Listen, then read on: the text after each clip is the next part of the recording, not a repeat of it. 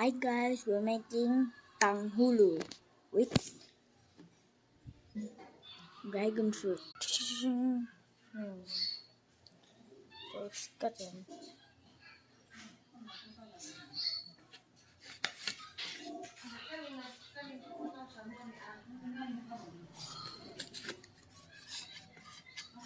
Okay, we finished cutting.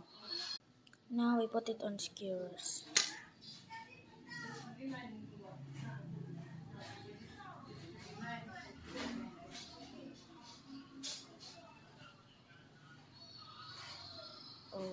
So in a big pan, we'll add some brown sugar and some water.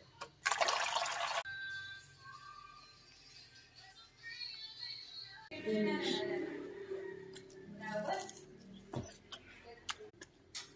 I failed, but it's good.